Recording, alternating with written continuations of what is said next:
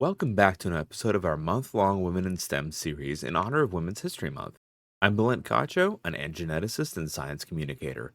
Along with this interview series for the entire month of March, we are raising money for Girls Who Code. Together, we can help close the gender gap in technology fields. Please find the donation link in the show notes. Today, our guest is Curly, a streamer, cosplayer, a longtime ballerina with her master's degree in applied mathematics with a concentration in differential equations and optimization. Curly talks about her career in mathematics, why she chose applied mathematics, her use of data science techniques and statistics to measure risks and magnitudes, her modeling of the zombie apocalypse, her disdain for certain programming languages, and more. So, Curly, thank you so much for joining us today on our Women in STEM month, celebrating incredible women in STEM. And I'm just so excited to have you on. Would you mind doing a quick intro for the party people? Sure, yeah. So welcome in. Uh, if you guys don't know me, I'm Curly. I am a former ballet dancer turned variety streamer because I stopped doing ballet for 30 years and then I switched to streaming instead of doing ballet. But through that entire career of being a ballet dancer, I've also been studying. My degree is in applied mathematics with a concentration in differential equations and optimization. Is my master's degree in science, and then I have been in the background, been a quantitative analyst and data scientist for the last 8 years. I've worked in a variety of fields from finance to tech. And I've done quite a lot of jobs. A lot of my job right now entails using data science techniques and statistics to be able to identify risks and measure their magnitudes from a variety of different lenses. Oh, So, that's really yes. cool. And really, Yeah. and just like a really varied journey too. So, yeah, like let's get into it. When Yeah. did you know that you were in like because this is something that a lot of people struggle with, especially with the math side of things. When Mhm. did you know that math for you is a passion? Uh, 10th grade, 9th grade, 10th grade. But there's been a journey. Like, it wasn't just like, "Yes, this is math. This is the only thing I like." No. So when I was in middle school, um, I've always been a very, very sensitive child. I always when I was a kid, I really excelled in math. Um, but when I was in middle school, my teachers saw that whenever I got frustrated, I would cry. As kids do when they're learning something brand new. And it was one of those situations where it's just like, give them time to learn before you just make assumptions. So they thought that I was like struggling with it. So they tried to move me down. And they did move me down to a lower level math, which I was excessively bored with. And I even took a test showing that I should have gone into the next level, but they refused to move me because they just didn't want me to struggle. And so like, but I think a lot of people who have a knack for mathematics and stuff like this, when you are so excited about learning something new, that's exactly when you're going to push forward and you're going to excel in something that you want to do when you're actually striving and you're trying to struggle a little bit. Struggle is always a good thing in my book. So they didn't want me to do that. So middle school kind of was like a real big bust for me, which I feel like a lot of people experienced. Um, but then as soon as I got into high school, I had a teacher who saw that I had a really big knack for picking up mathematics real quickly. And she actually pushed me, and I took for the rest of my career in high school, I took 2 math courses a semester. Wow. So I decided to go doing my or 2 math courses a year, not a semester. I apologize. So then I was like, when I went to school, I was like, yeah, I'm going in for math because I wanted to see how I can take this beautiful language and this beautiful thing that's like puzzly and fun and stuff and turn it into how can I take this and help and make a difference with math. And there's so much that I can do, and I've loved it. I did have like a short stint between college and grad school where I was like, you know what, maybe I should do something like mechanical engineering, but then I went right back to math.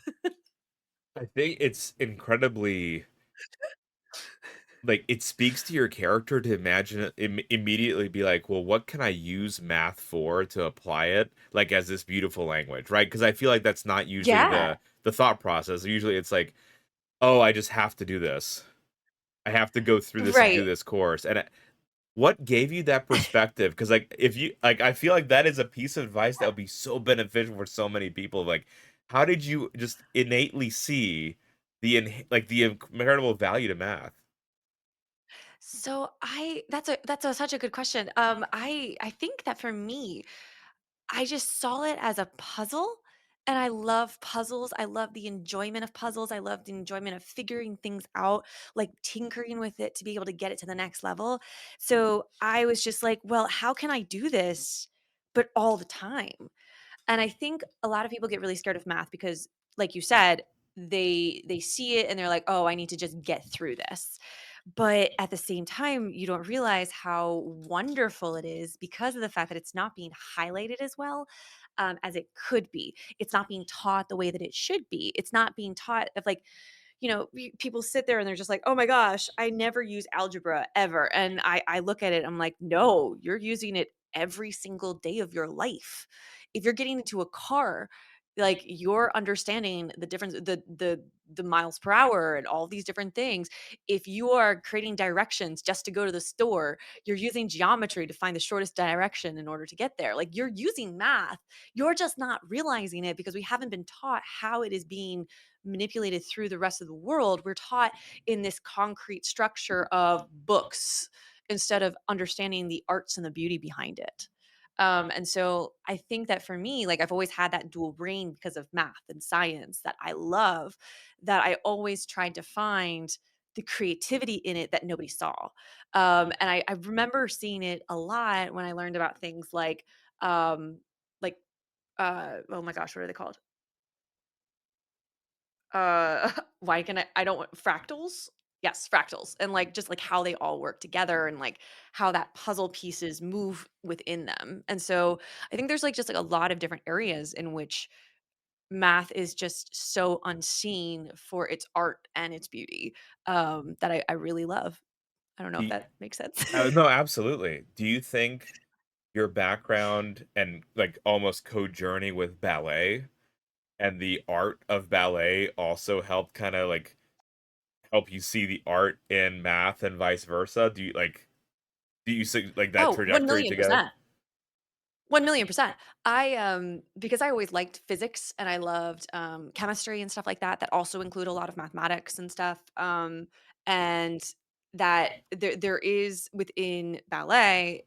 I was talking to actually Tofu about this offline, about how there's so much physics within ballet and how it all works and how it all moves that people don't realize it, and then at the same time, I think that, um within the same that realm, we see how much as we're going through that this became a very common theme when I was talking to Tofu as well, that, there's so many different ways that you can look at math and you can look at sciences, that perception is really key, especially within mathematics, that like one small change and one small adjustment or one pivot into a completely separate dimension or a separate look into something is really going to influence how your end result is going to look within any sort of context within mathematics, especially. um, I think you can see that a lot within any sort of modeling or any sort of differential equations. Like if you tune or you change something so slightly with your parameters, you're going to end up with a completely different result. In fact, there's an entire study of mathematics talking about that called chaos theory. I'm sure people have heard about it, but like it's so fascinating and it's so cool. So yeah, I think that like math in some sort of way has really, like, my love for arts and stuff like that has really also contributed to that because it makes you curious about what is this difference and what is this going to be. So yeah, I think so personally.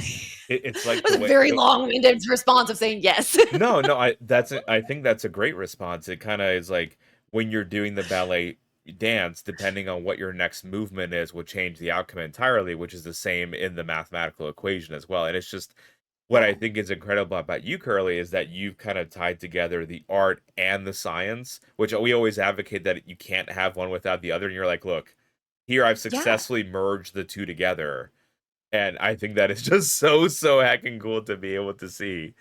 Um, You. when you're finishing high school, right? You're a mathematically expert, and you start in undergrad. Where Yeah.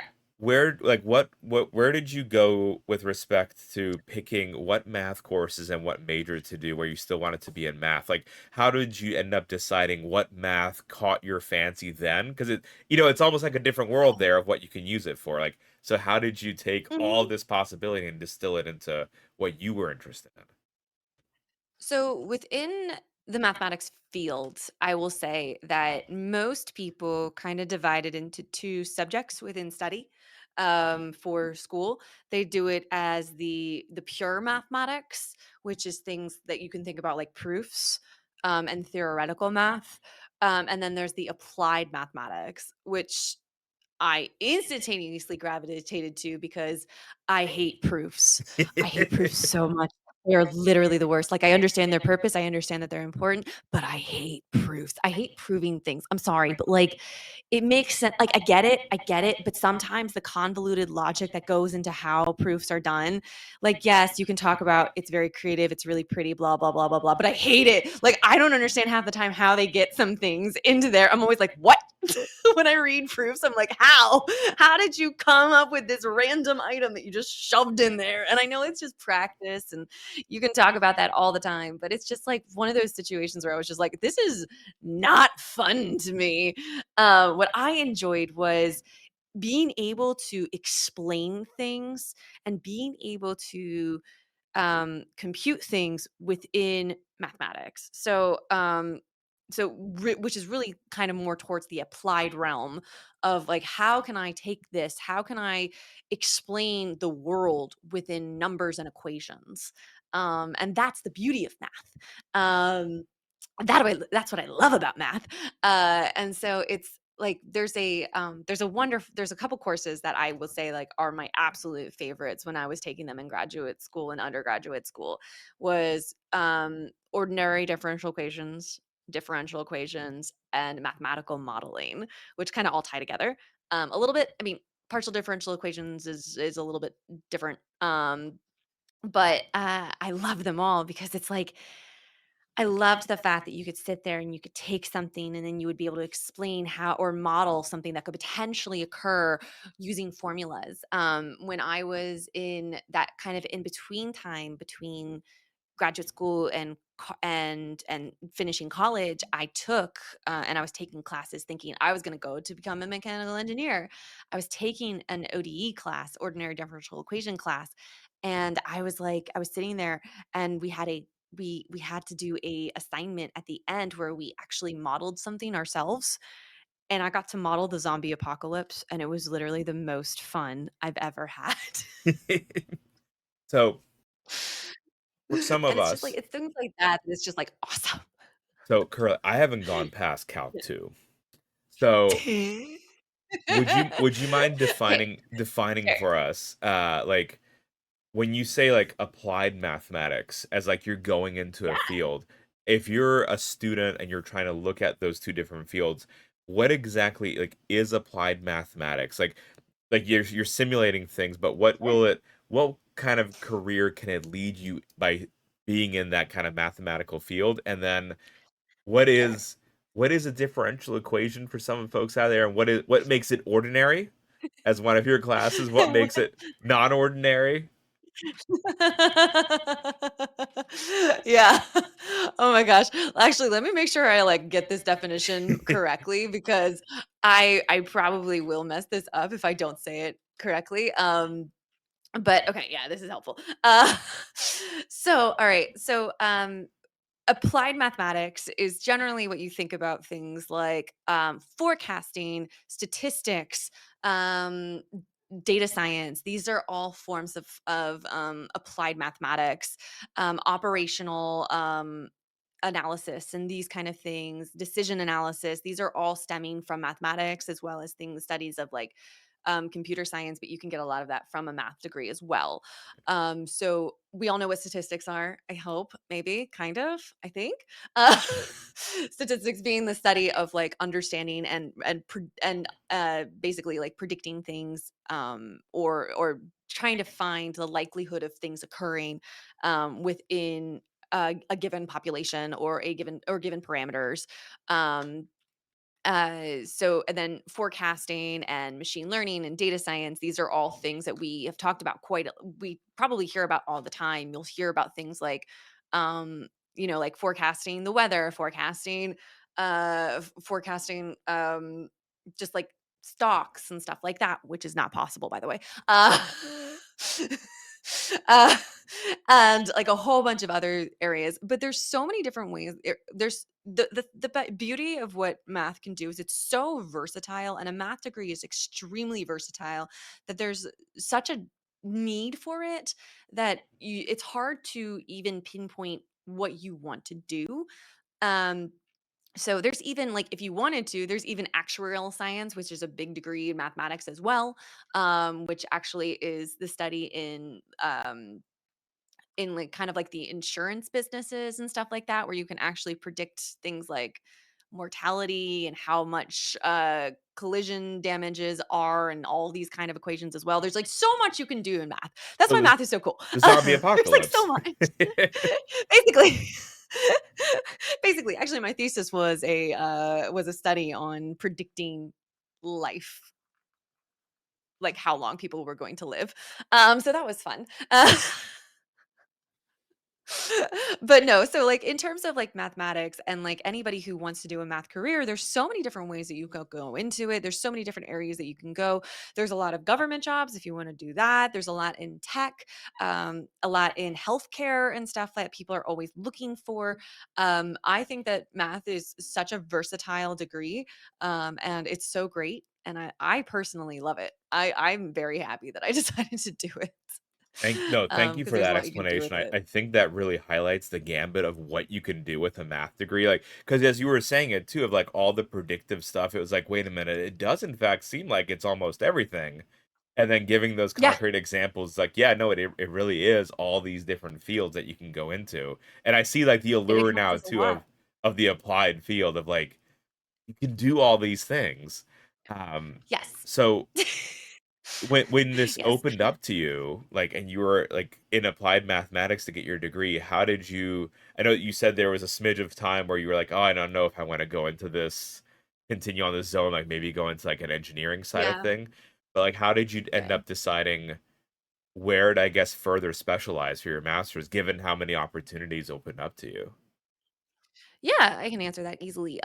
So when I kind of a little bit of a backstory and kind of like a little bit of an awkward journey. For those who don't know, I'm 36. Uh, and people are always shocked when I say that, but I'm 36. And I graduated from college in 2011, which is post a financial crisis. So when I got out of college, there was still a lot of issues with the hiring market and being able to actually find a career. It was the peak time of, that nice little catchphrase of, first time hires or brand new hires needed to come in with 2 years of experience, like, and I just didn't have that experience and nobody was hiring. So it's just kind of one of those, that was where the market was. And so I did actually end up getting a job with actually, I don't really care if people know. With NSA, I ended up getting a job with them. However, I had issues with part of the hiring process, because it's an extremely large hiring process, because they wanted me to get a top secret security clearance. Um, and due to my mental health issues, they did not give me my security clearance. That's a whole other subject for another day. So I ended up kind of like floating around, like, okay, I was kind of banking on this job. Now what do I do? And so that's when I decided, you know what? I'm going to actually go back to school, get my master's degree. It's going to make me look better. Plus, then this actually can really help me. And I will tell you, I think that there is something about getting a master's degree, um, especially in tech fields and in sciences and stuff like that. And, honestly, I can say the same about PhDs, where you really start to nail into the subjects that you want to learn and the subjects that you're fascinated in. So it kind of like leads into your question about like why I like what I decided to focus in. So my college, when I came in, they kind of gave us a couple of different paths for their applied math field. One was a little bit more towards that actuarial science side, and one was towards like differential equations and optimization. Differential equations and optimization was always something that I loved. Oh, and I never answered your differential equations course class. I will talk about that in a minute. Um, but differential equations is always something that I loved because of the fact that what it basically is you take a you create like kind of a function that happens that's based off of one variable that kind of controls exactly how it basically controls and explains a lot of how things work. It's been a while since I've done them, but it's cool because ODE, or ordinary differential equations, relies on one variable, whereas partial differential equations relies on multiple variables. So partial differential equations you'll see a lot used in like things like physics and stuff like that because of the fact that there's so many different variables that are being utilized.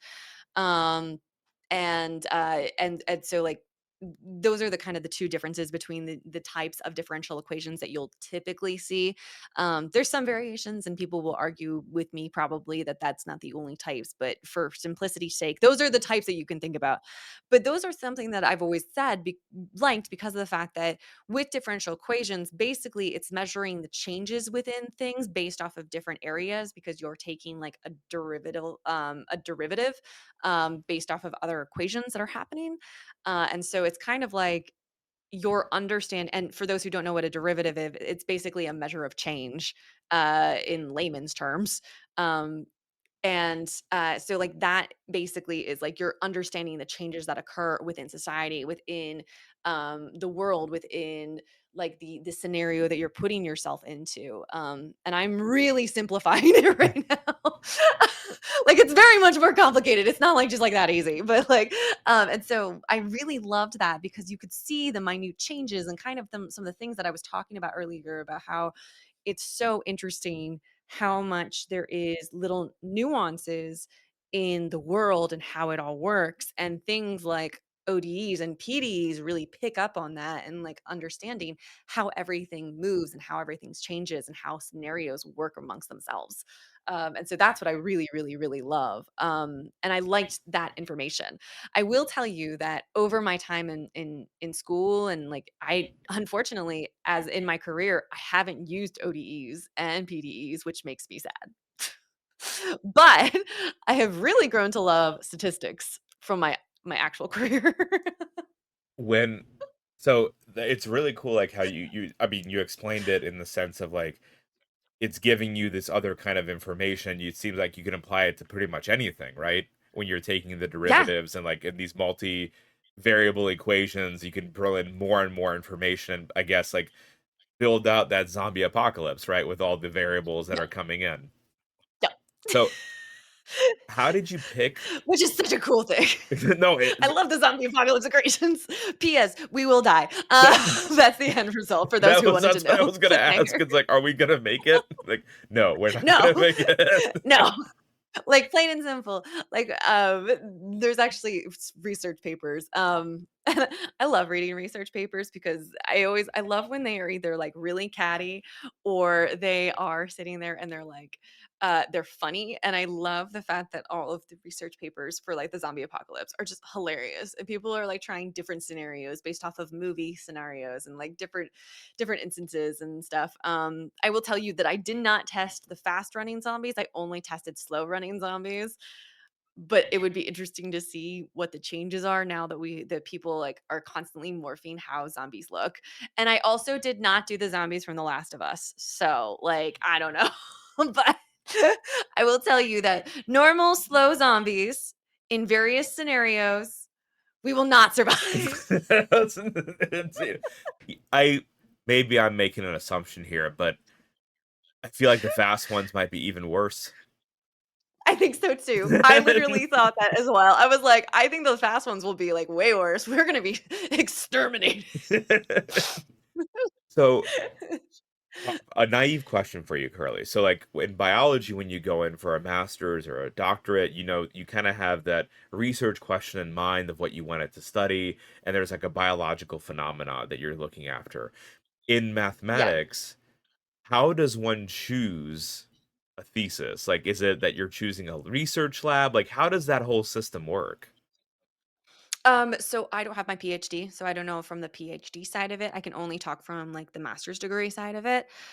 For my master's program, we were required to do a thesis, and that is not true for all master's programs, by the way. Like some master's programs do not actually require you to do any sort of research project.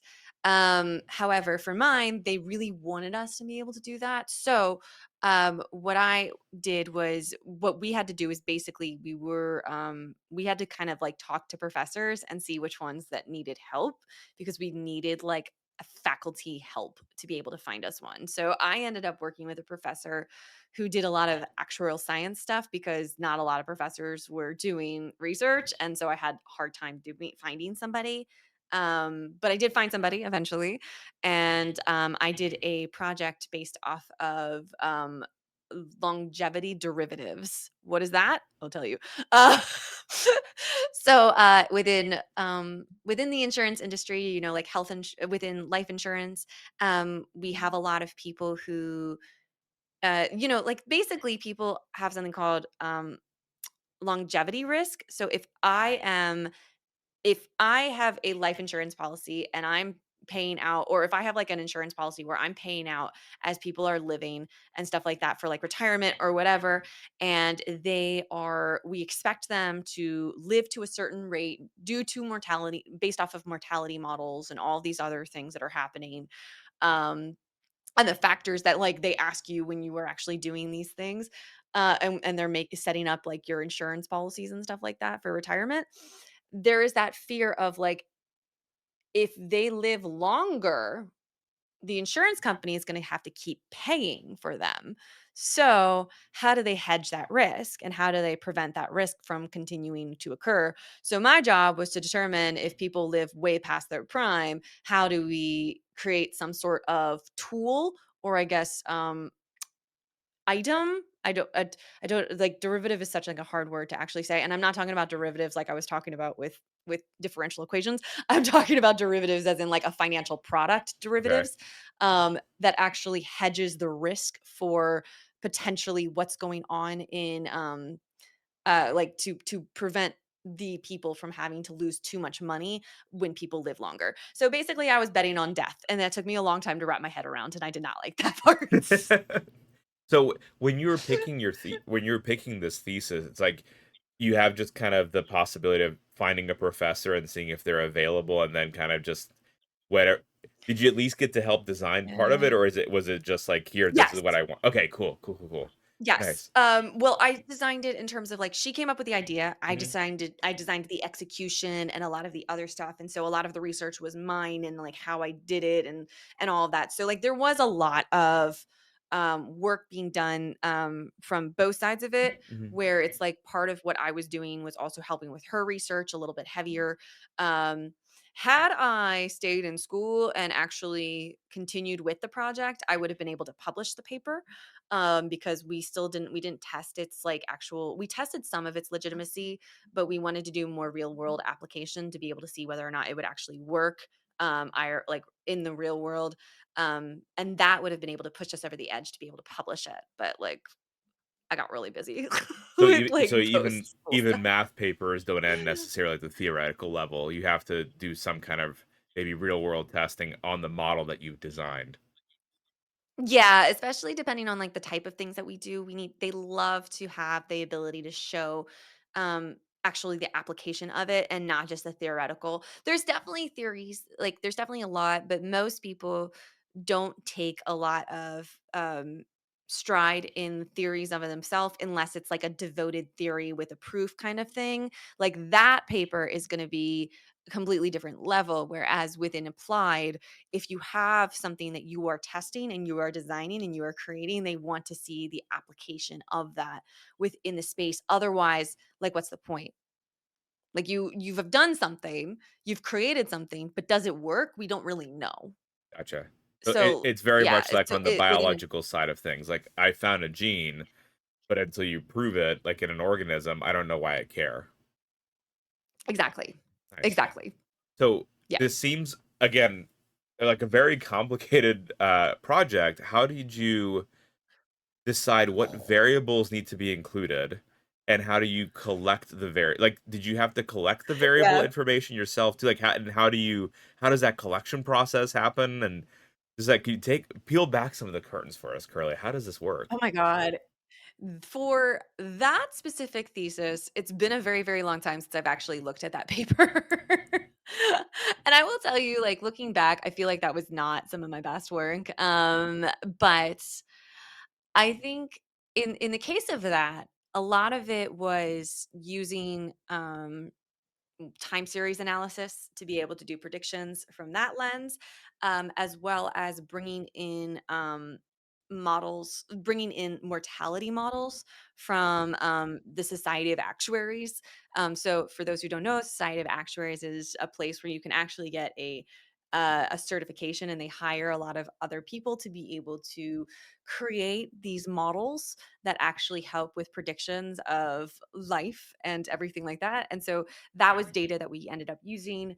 But on top of that, it was also kind of like there was also like that time series analysis that we ended up doing. So if you guys don't know what ARMA is, it's like it's a way of being able to predict you know, how something will go over time, which is very different. Time series analysis is extremely different from like just your standard y equals mx plus b kind of thing. It's got because of the fact that there's like variable ratings that happen within as we move through time and stuff, and you're trying to predict things based off of a timestamp. You're going to have different way of doing that kind of calculation rather than just doing something like a simple uh not that this is simple, but a simple linear model. If that makes sense. Yeah, I don't know if absolutely. any of this is making sense. I feel like I'm just like talking right now and I have No, no no, idea if I'm just sitting in awe. I think it's really, really cool. It's something that, you know, we haven't ever really talked about on here. So it's like getting back to a little bit of the background of how one even goes about doing something yeah, like this, I think is a really, really big and really cool takeaway.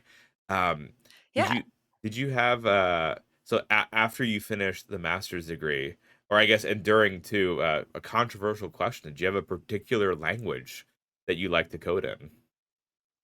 Oh, yes. Okay. All right. And I know people are going to, I will, I am very, okay. So I'm going to take all of my years of experience from coding and bring it on to things. And I'll tell you the ones that I love and the ones that I hate. First and foremost, I hate MATLAB. I hate MATLAB so much. Why do I hate MATLAB? Because it's overpriced. They know that they have a good product and they tack so many different things. To be able to do a stupid standard deviation on MATLAB, you need to spend $200 for a license, for a statistics license.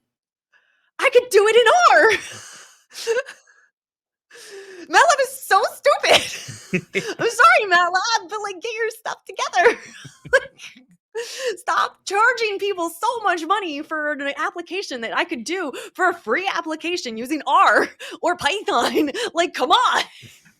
Uh, Now, I will Is say, it multiple licenses for different things within the program as well? yes, yes. And you even have like the base license, which is already expensive. And it's like, The ugh. statistical pack. Oh, yikes. All right. See, I that makes it really far hope you're not worse. sponsored by MATLAB. But, like, I kind of feel like I want to look up these numbers because it's just like absolutely ridiculous, like how expensive it is. They even have like an ODE entire thing, but like their products are so expensive. So Base Lab MATLAB is, I think you can actually maybe get this one for, oh no, you can't view pricing. Oh my god. It's $1,000 a year for baseline MATLAB. Wow. I did not expect that. I feel like it's gone up. I feel like it's gone up. Well, okay, for students, you can get it for $100. Like, I'm sorry, but that's so terrible. And I had to, like, code in MATLAB when I was in school. Like, there were some teachers who forced us to code in MATLAB, and I hated it. Um, so and then a lot of people within, just forever a student, right, Ultra?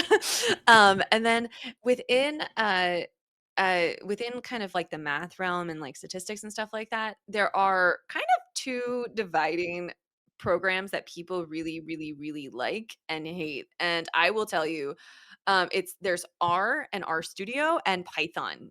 All right. And I know that I saw people already talking in your chat about the love of these. I personally love R for statistics, and I love Python for machine learning. Because statistics in R is way better. I'm sorry. I don't really it's just way better. The method of using statistics within R is like such a better language that is just so much more fluid. It has a much better way of doing any sort of randomization and everything like that. And ggplot makes me swoon so hard. I love ggplot. I love like using that package. The other thing is I think that R is much more beginner friendly. Um, Hey, do not joke. Do not take away my GG plot. I love me some GG plot. uh, but then on the other side, I do think that Python has a lot of really positive things. I love their pandas package. I think it's fantastic for data manipulation. I also think that it's so easy to do any sort of machine learning techniques and to be able to quickly get your statistics and like your knowledge on being able to actually provide any sort of data and being able to provide inference into any sort of into that kind of lens. um, I will say that for mathematical modeling, I do also prefer Pyth. I do prefer R. So yeah. And that's my experience too for stats, modeling stuff, R, but for any machine learning, always gone the Python route. Um, Exactly, exactly. So and it's like I feel like people are so divided on it, and I think that they're both great programs. More importantly, they're both free programs. And like let's praise the free programming and the open source languages that people have actually created and spent time with. Like I've created R packages before, and like it's so nice that there's communities that love these free resources that people can actually learn coding, ingest it, and be excited about it in a multitudes of ways rather than us just sitting here and like having to pay $1,000 for a stupid license that doesn't even include statistics licenses. that is really cool that you've made the R packages though. You just ask Oh yeah, I love coding. what were the like the R packages doing? Like just one of the Mm. examples. Oh, I did one. I so within so okay, a little bit about my actual career now. Uh I worked in finance for 5 years. Yes, I worked in finance as a quantitative analyst for 5 years. And for the last 3 years, I've been a data scientist in a big tech company, whom's name I will not be sharing. Sorry. No, no, no, no. uh, so I so so within finance, I used R a lot more than I used Python because we just didn't have the infrastructure for Python. And I did a lot more statistics within and predictive analytics in terms of like time series analysis and those kind of things within R. So I've made a couple of packages. A couple of them were designed for back testing. So basically, and what that is, for those who don't know, is basically going back in time, seeing what happens if we were to change parameters to basically conclude to be able to help give validity to a hypothesis, or to like if we had done something different, how it would have turned out. Um, Great example of this, say that we wanted to change our change an investment plan, and we wanted to change our holdings in specific things. Back testing gives you the ability to say like, what would the performance been had our holdings been XYZ instead of what it currently is. So you actually have a comparison baseline with actually being able to prove um past like what happened in the background. Just as an example. Like there's Is so it much more that almost you can like do with it. a hindsight lens where you can look back and you're like, this is what we have now, this is how we started. If we had diverged earlier on, what we could have had now, and then you can build your model Yes, because exactly. you know the end result of at least one of the pathways. Exactly, exactly. I think I Cool. had a conversation with somebody else about this recently, about the fact that like, how do you be able to have a baseline and establish like that something actually works, and things like back testing are very helpful for being able to be like, okay, like now that I have my current knowledge about where things are. It's the same way that you do it in predictive analytics. Like in predictive analytics, whenever we do something, we're always looking at the current set of data, or some sort of data that we already know a baseline of, to be able to actually apply our model onto, to say like, this is our testing set. How does it fare if we were to tune this model and apply the testing set onto our tuned model? um Backtesting does the exact same thing. We already know what's going to happen. How well does it do, or how well does it stand up if I were to change XYZ things? Or how well, like, what would it look like? Yeah.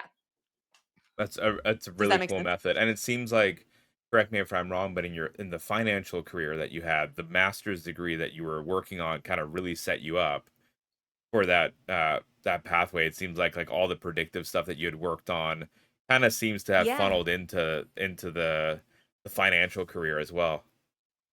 A little bit, yeah. Yeah, kinda cool. I like Yeah. it. Did you have a favorite project in the financial side of things? So I will there's a couple of things that I really enjoyed working on, but I think the problem that I had with the finance industry was the fact that it was extremely, misogynistic. So I dealt with a lot of, like, misogyny in finance, uh, which is why I got out. But there was a couple of things that I was really, really proud of being able to do. So one of the things that I did was, I worked directly under a portfolio manager for some time, who hated me because I was a woman. Uh, and during that time, there was a few things that I was really proud of that I did, that like I did not get credit for, but it's fine. A couple of them was actually doing some uh actually creating some testing on how like how we could potentially find tunes within the market to be able to see whether or not like we should sell specific stocks and stuff like that, because the portfolio manager that I was in actually did like stock selling and stuff like that, not buying so much. But they did sells. So I helped with finding tuning the mark tuning like different finding different areas in which we should actually sell based off of what kind of category a stock was in.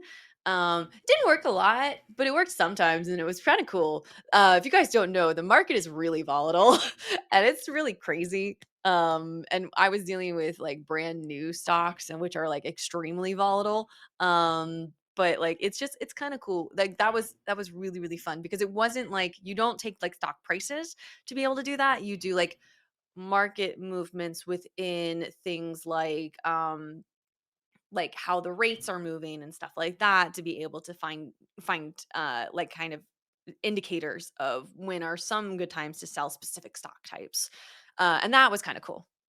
Yeah, at the beginning of the stream, you mentioned that there's jokes on us. We can't actually predict the stock market, but it's really cool that the tool that you were building at least had the ability, right? That sometimes it was getting it right, and especially like you were saying with new stocks too, where it's like you have no idea how it's going to perform. It's really cool that you're able to Yeah. account for all the different variables, and then just like even sometimes getting it to work. Like that's really really cool.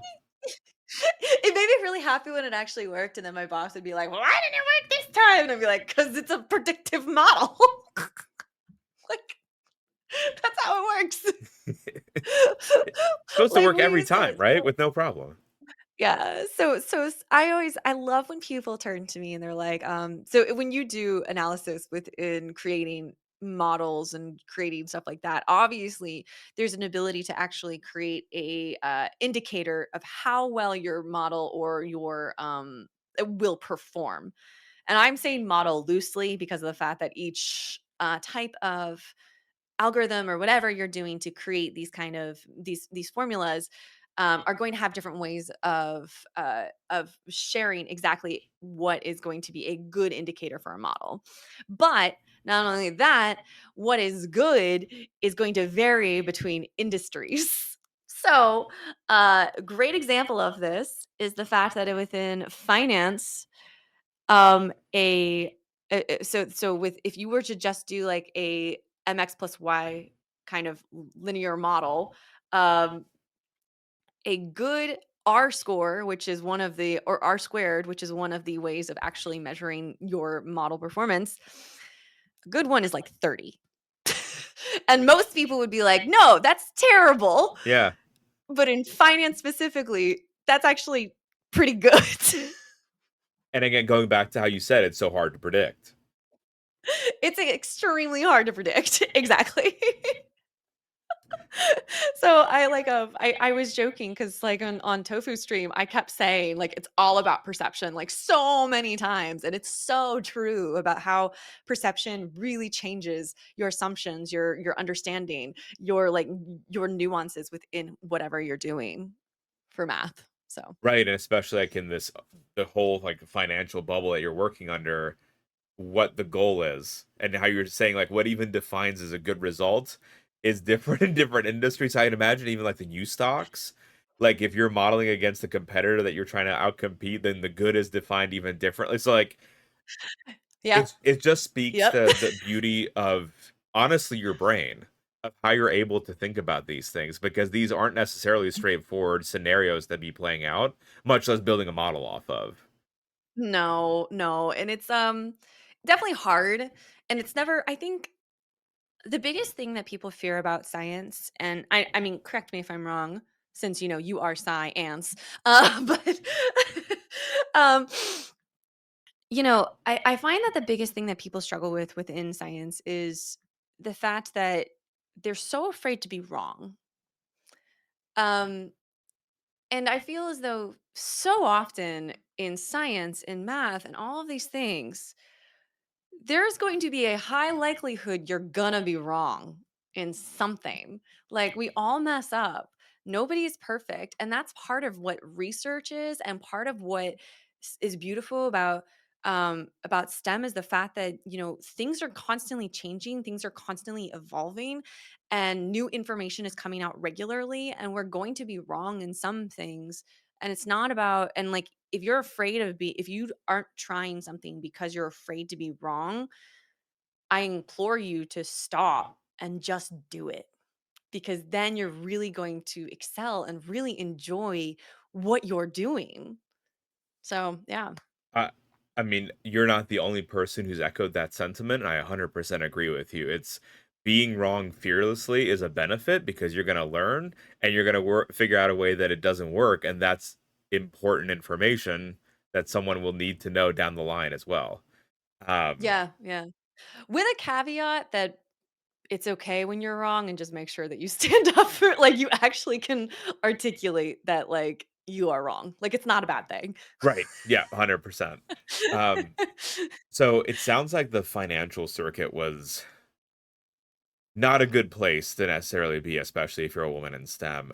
How No, how did you navigate it so that you were able to stay in STEM? Because that's something that is an issue, right? The retention is an issue, especially because of it is. misogyny or any other kind of biases that are brought into these workplaces. I would It is. something to celebrate you for continuing on. But how did you Thank like? you. What did you find as like the mechanism through which like that kept you going to a new position, right? And then Yeah. staying in the mathematics. And again, y'all celebrate Curly for the because it's huge. It's like the loss of incredible talent is immense because of these biases, and that's one of the reasons why it's important to have these discussions. Yeah. So I will say, like, I actually was part of a um amazing organization that actually helps with it's a sorry, it's a headhunter that helps helps women, BIPOC and veterans find jobs within the tech industry. So they try to help anybody who has kind of like a harder ability to get into workplaces, learn how to interview, how to sell yourself, how to actually connect to people, and to the point where they actually work together with different companies in the tech industry to be able to find resources. So I worked with them for about a year before I found my current job. But I think that for me, it was one of those things where it's just like I just wanted to do something different. I just wanted to push forward. And I love math so much that I didn't want to give it up. Um, and honestly, I think that it's to be a little bit vulnerable right now. I didn't know what else to do. Like, this has been my entire life. This has been my entire career. I don't even know where I would go if I decided, like, one day I don't want to do math anymore. Like, I honestly have had that conversation in my head about, like, what would I do with myself? Yeah, I can do a lot with math, but I also I feel like I don't know what else I would do. Like, I just don't. So and I will tell you, like, it's definitely been it was a really hard thing for me to keep going and keep pushing forward, and even now, I still deal with misogyny within the tech industry, but what keeps me going now, fortunately, is I have an amazing boss that stands up for me. Like, it's the reason why I've kept my job. Like, I my boss is awesome. Like, he stands up for people. He acknowledges when he's wrong. He's extremely intelligent and he's extremely knowledgeable about different things. He really, really cares about getting people to succeed in whatever they want to do, and like really is just a champion for people. And it's amazing. And so he's the reason why I've stayed in my position as long as I have. Do you have any advice for other women in STEM who might be struggling in a similar method? Like, Yeah. I know it's an Uh, extremely hard question, no, it's because it's not. just I don't know how you fight a system with just an easy, straightforward advice. But like, what advice would you give people about a way of maybe persevering through it? Um, I think a couple of things. First and foremost, make sure like burnout is really hard.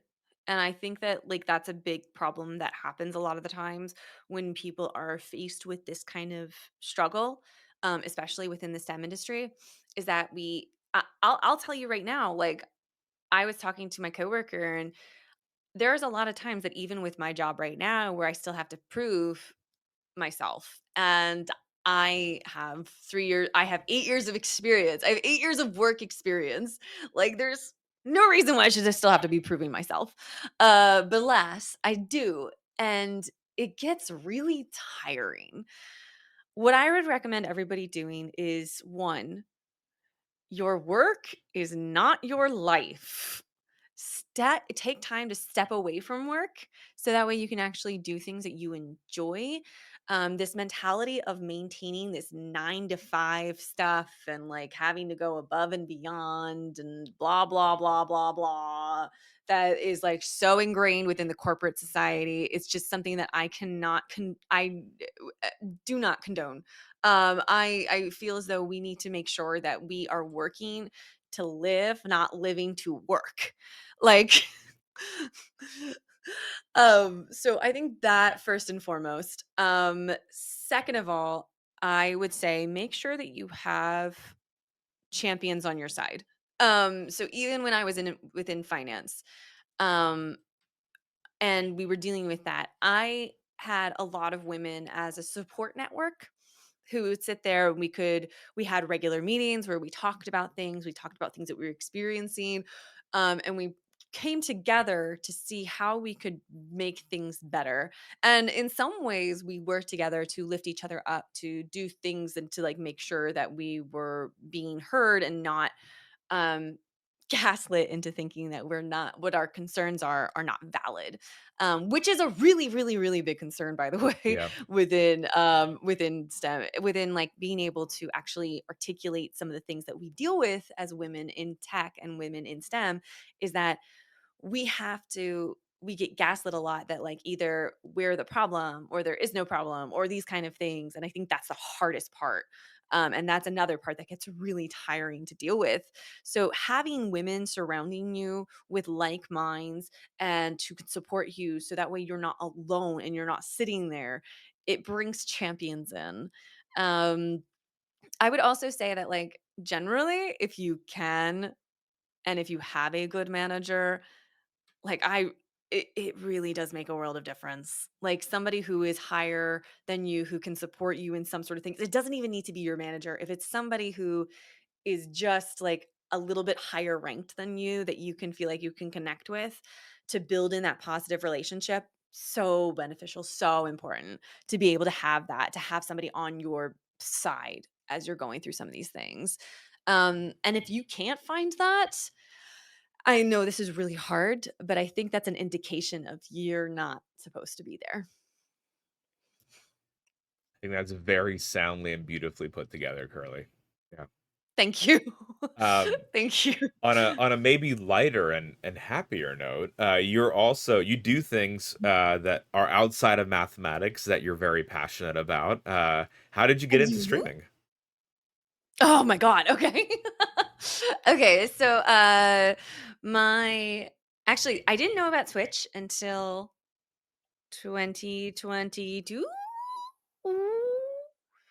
How long has my thing been around? I actually, um, started Twitch because my husband turned to me one day and was like, my actual name's Amanda. I don't really care if people know about that. He was like, "Amanda, I hate my job. I don't wanna do this anymore. Like, I just wanna quit and become a full-time streamer." I was like, "Okay, uh, before you jump on that horse and before you just quit your job and do a full-time streamer, let's talk about this."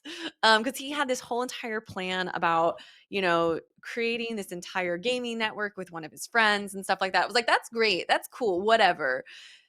Is this going to be feasible is something that I need you to figure out before you do so." So I turned to him and I was like, "If you can make $1,000 a month consistently, you can quit your job." Like, that's all I wanted him to do.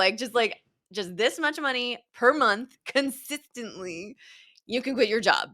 So he started on Twitch. And I remember his first stream, he stared at the camera and he was so shy. It was adorable.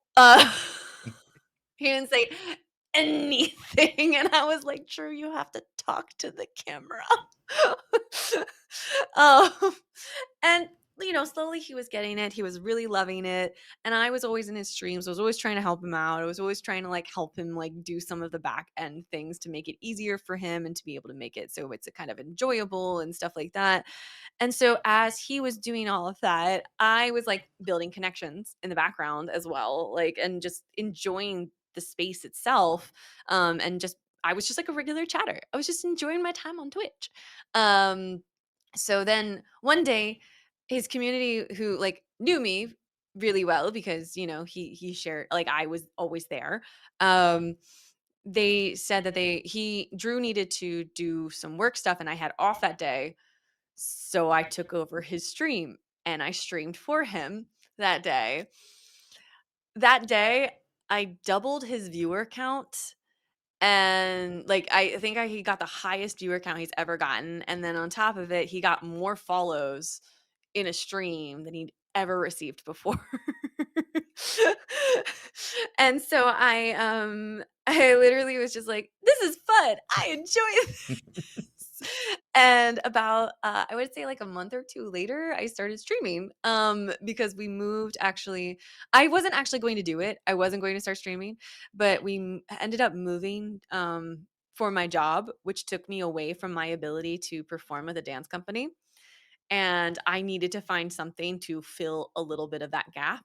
And I was like, "You know what? Streaming was fun. Maybe if I devote 1 day a week to stream so I can actually play games," because I never had enough time to because I was always in a dance studio. I was always doing or I was doing research for work or something like that. So I never had enough time to be able to do it. And I was like, "1 day a week, I'm going to spend that time and I'm going to devote it to playing games."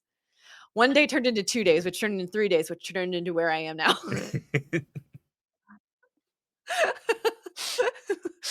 So So, yes, I love streaming. It's amazing. it became the new creative outlet, right? Basically, yeah, yeah, Nice. that's exactly what it did. It became the creative outlet that was just more fun, and just, like, I got to make some, like, genuinely wonderful connections with people like you, and, uh, and so many other wonderful people on Twitch, and it's just been, I've really loved my time here and my time enjoying all of this, and I would never give it up for the world, so it's just so great and so wonderful. Yeah, I've as a fan, I've loved seeing the growth of your channel and the growth of the games and the cosplays that you do. Like the one yesterday again for Monster Hunter was just absolute fire. Like it's just they're just Thank getting so you. cooler and cooler, and it's just really cool to see the again the evolution of the stream and how it's becoming like a Thank bigger and you. bigger thing. And I think you're doing an incredible job at that as well. That means a lot. That means a lot. Yeah, it's definitely one of those things where it's like I think that we all have a little bit of an imposter syndrome of, "Is this real?" Like, I only started like less than 3 years ago. Like my 3-year anniversary is in May. Like, just to put that out there. I haven't been on the platform that long. And yet, Twitch partner, member of women's guild and Unity guilds, like attending TwitchCon, big deal, Curly. Thank you. So Um, as yeah, we're no, as thank we're you. That means absolute no, absolutely. One of the great parts about being able to organize this Women in STEM series, we got to pick people I really look up to, and you're one of those a lot. people, especially with like the Means a expertise lot. in the Thank you. mathematics, but also the streaming and how you do things. It's just truly you are an inspiration. And thank you so much for sharing the story because I know there's elements too that's not easy to share. And my hope is that No. from this opening up that someone will see and hear your story and look at you as you are in fact a role model and that they can Oh, look up thank to you you. on these stories because you are actively fighting for women in STEM, which is incredible. And thank you for what you do. Thank you. That beats a lot. No, I wish that more women did STEM and I wish that people loved things like math and science and all these other things more. Um because I think it's so beautiful and it's so amazing and I think that like women have such a curiosity about them. Not that I don't think that men do, but like in this space I think that women have such a wonderful sense of like exploration and they can really thrive in that environment.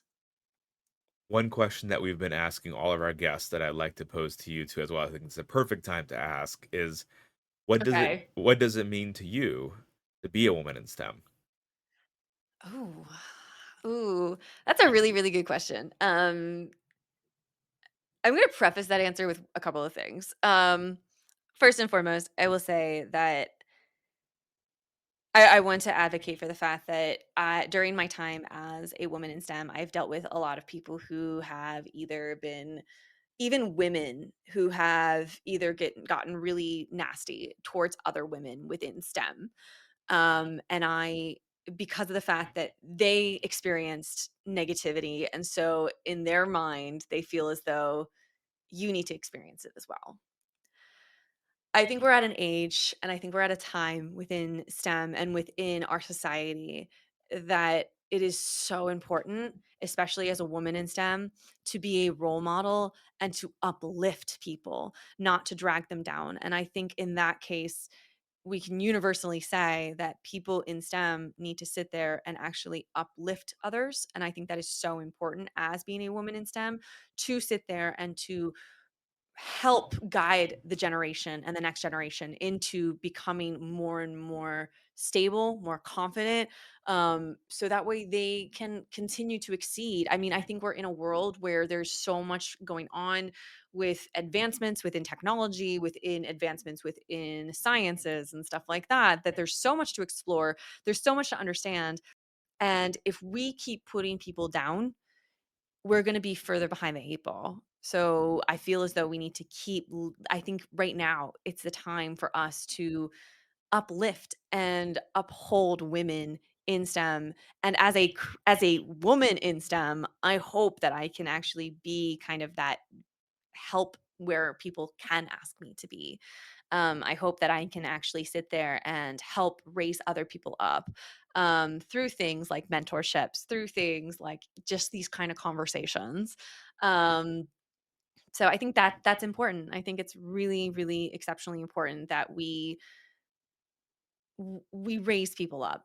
And I say people, I think that women in STEM especially, but I think people in general, I think we need to raise those people up so that way they feel as though there's enough negativity in the world. We need to stop that. We need to help people get higher and higher and higher. That was Curly. You can find all of her social media accounts linked in the show notes. Thanks for joining us. Till next time.